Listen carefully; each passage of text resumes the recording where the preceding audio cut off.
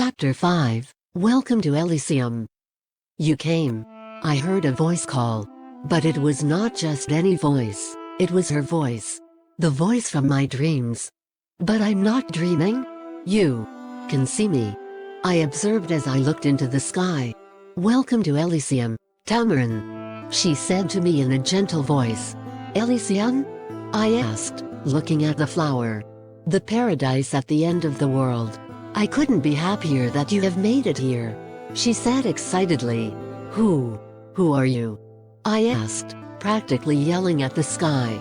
My name is Elysia. Or as you have called me, the Elysium flower. She explained. I quickly looked at the flower. You are the Elysium flower? I asked, and believing of her. I'm more than just a flower, Tamarin. I was a dragon, just like you. This world is a powerful place. Me and my friends used its powers to protect the rainforest, but I learned how to truly harness its power. She went on. I sat there in silence, trying to process what she, the Elysium flower, was saying. How did you get here, and how did you become a flower? I asked Elysia sincerely. I could almost see her wilting when I said that. My friends. They betrayed me. They took the power for themselves, and trapped me in a flower. The ritual they did was to control me, and keep me protecting the rainforest. I didn't have a will of my own. Until now, the ritual has been unfulfilled and it caused me to return here. I have little of the magic I used to have, and have been slowly regaining my memories. I used what little magic I had left to give a gift to someone who could save me. And that was you, Tamarin. She explained. She really did think I was the only one who could save her. She really did believe in me. I wiped the tears from my eyes that were slowly forming. Why did you return here? I asked. I'm not just any ordinary flower, I'm an Elysium flower. This is my home, but it's not Elysia's home. I need to get back to the rainforest. But first, can you pick me up? She asked me. Without hesitation, I grabbed Elysia by the roots and pulled her from the ground. I held her gently in my talons. What now? I asked Elysia. There is a gate on the side of a cliff. That's the way out of here, she answered. As soon as I heard cliff, I peered my head over the edge of where I found the Elysium flower. The cliff was huge, curving around a large cluster of ponds, with a straight pathway in the middle. That's it, Elysia assured me. I spread my wings and glided to the bottom of the cliff, holding Elysia close to me as I flew. I soon got to the bottom. I walked over to the middle of the cliff area surrounded by ponds. There were trees lining a pathway to what seemed like a small wooden gate. Even with the pitch black of night, the moon above lit the area. Or was it a moon? Who would know in this world? It almost seemed as if Elysia was holding her breath as I walked along the path to the gate. The trees lining the path were huge and the path was long, yet the gate itself was quite small, seemingly only big enough for a dragonette to fit through. Just walk through there, Elysia instructed me. I did what she said and stepped into the gate, unsure of what might happen. Just a few steps into the gate and I noticed that my claws were not touching the ground. In fact, there was no ground. I was falling, or was I ascending? It was hard to tell. The tunnel was pitch black, except for a dim light beneath me. I soon realized that I actually was falling. The dim light was growing bigger, but not brighter. In it, I saw leaves and the sky. How could that be possible? I thought to myself. I was accelerating toward it faster than I thought, so my question would soon be answered. I fell into the light. I then opened my eyes to find myself back on the cold stone tiles of the Elysium shrine.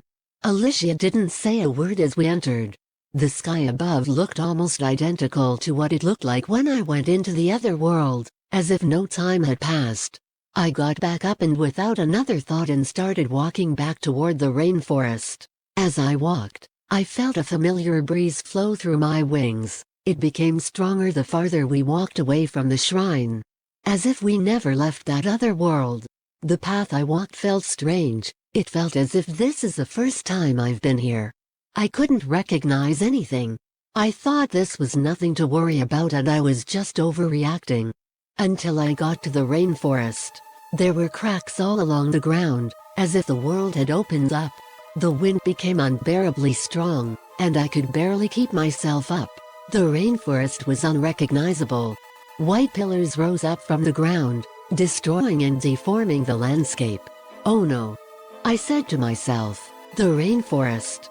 Alicia did not reply, even when another white pillar shot out from the ground beside me, further destroying the ground around me.